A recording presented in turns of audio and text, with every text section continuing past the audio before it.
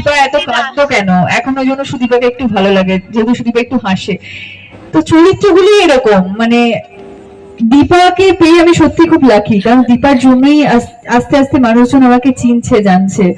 এই যে তোমরা আমাকে ডেকে এনেছো শুধুমাত্র কিন্তু দীপার জন্য। দীপার পরিচিতিটা সেই রকম লেভেলে হয়তো গেছে বলেই তাই হয়তো তোমরা আমাকে ডেকেছো।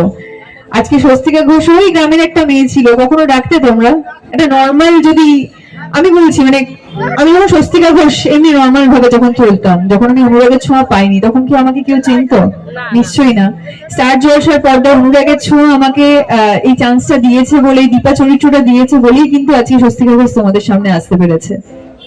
তো এই জন্যই আমার কাছে এটা একটা অনেক বড় একটা আইকন চরিত্র হয়ে থাকবে অনুরাগের ছোঁয়া। কারণ অনুরাগের ছোঁয়া শুধু একটা সিরিয়াল নয়, এটা আমার কাছে একটা ইমোশন। মানে যেদিন শেষ হবে সেদিনকে আমি জানি না আমি কি করব, কারণ সত্যি কথা এই জার্নিটা অনেকটা বড়, অনেক অনেক অনেক স্মৃতি আছে। তো চলো একটা ছোট্ট ডায়লগ হয়ে যাক। চৌধুরী, আপনি আমাকে বিয়ে করতে চাইছেন, আপনি আমাকে দয়া করতে চাইছেন কিনা আমি জানি না। হ্যাঁ, আপনি আমাকে যে কথাগুলো বলছেন সেই কথাগুলো হয়তো সত্যি, আমি হয়তো এই কথাগুলোর সময় ছিলাম না। আমার বাবা হয়তো আপনাকে বলে গেছেন যে মেয়েটার দায়িত্ব নিতে, কিন্তু সত্যি কি আপনি আমার দায়িত্ব নিতে চান? আমার তো মনে হয় না। আপনি আমাকে দয়া ছাড়া আর কি করছেন? আমি আপনাকে সেদিন বারবার করে বলেছিলাম যে আমার বাবাকে এইভাবে নিয়ে যাবেন না। বাবার রিটায়ারমেন্টের দিন ছিল সেদিনকে।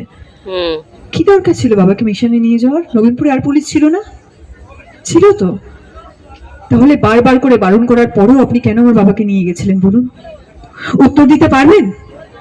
পারবেন না, আপনার কাছে কোনো উত্তর নেই, কারণ আমার বাবা আর পৃথিবীতে নেই। আমি আমার বাবাটাকে বাঁচাতে পারলাম না। বাবার খুব ইচ্ছে ছিল জানেন, যে মেয়েকে একজন ভালো পুলিশ অফিসার থেকেও বড় কথা আমার নিজের খুব স্বপ্ন, আমার বাবারও স্বপ্ন যে আমি একজন ডাক্তার হব। সেটা আর দেখে যেতে পারলো না। আপনি যদি সেদিনকে আমার বাবাকে না নিয়ে যেতেন তাহলে হয়তো মানুষ সেটা দেখে যেতে পারতো। বাবা জেনেও যেতে পারলো না যে আমি মেডিকেল কলেজে চান্স পেয়েছি। বাবা এটা দেখেও যেতে পারলো না। আর এটা শুধুমাত্র আপনার জন্য। হ্যাঁ হ্যাঁ, আপনার জন্য। আপনি আমার বাবাকে নিয়ে গেছিলেন, আর বাবা আমার চোখের সামনে মারা গেল। আমি কিছু করতে পারলাম না, আমি পারিনি বাবাকে বাঁচাতে। আজকে যদি আমি প্রতিষ্ঠিত ডাক্তার হতে পারতাম তাহলে হয়তো শেষ চেষ্টাটা আমি বাবার প্রতি করতে পারতাম, সেটা আমি পারিনি।